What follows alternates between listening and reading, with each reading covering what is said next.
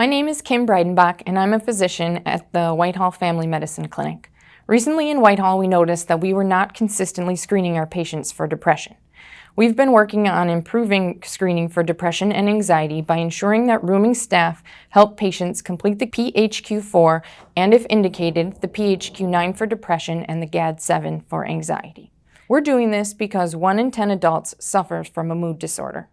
Depression and anxiety are treatable conditions when adequately treated, and these patients can overwhelmingly lead healthy, normal, and productive lives.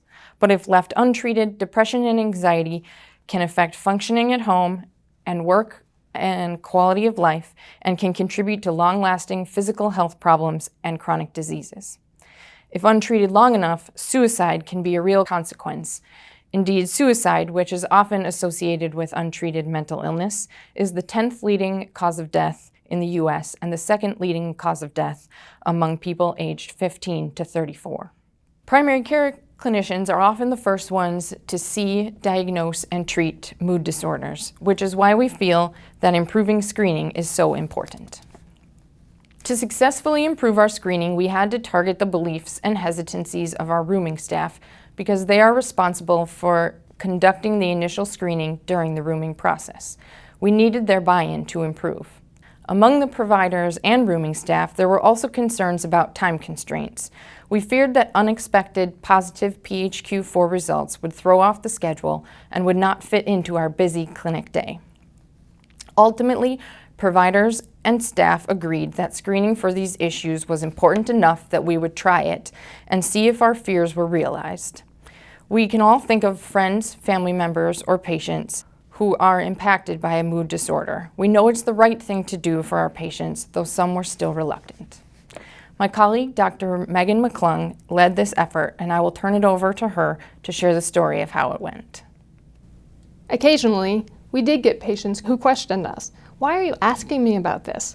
I'm just here for my urinary tract infection, or I'm just here for my hypertension follow-up. We simply explained that we try to care for the entire patient, and to that end, we screen for depression and anxiety. Patients not only accepted this explanation without any further concern, they often commented that depression and mental health is an important issue, and it makes sense for us to ask about it.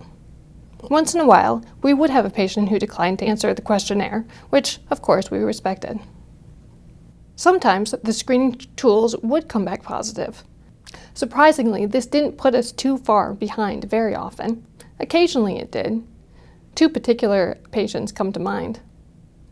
One patient was a young mother here for an acute visit with her baby in tow.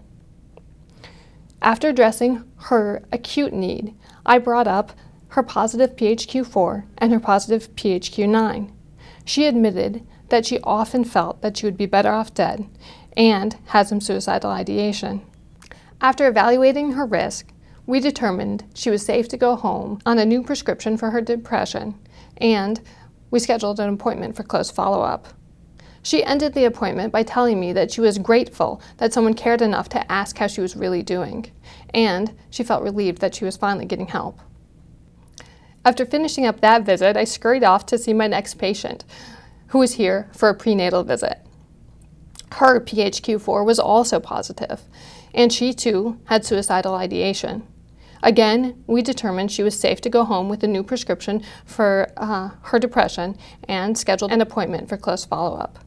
She also expressed gratitude. Thanks for asking. I just don't want to feel this way when my baby comes. It was a long afternoon. 2 patients quietly struggling with depression and thoughts of suicide.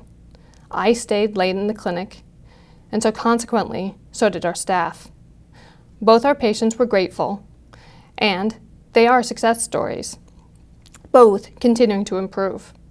And our whole team realized the importance of screening for depression and other mood disorders. We talked about not only the impact we had on those patients, but also on their children and families. After living these real-life examples, enthusiasm for screening quickly spread throughout our clinic. It's a powerful way to improve our patients' lives.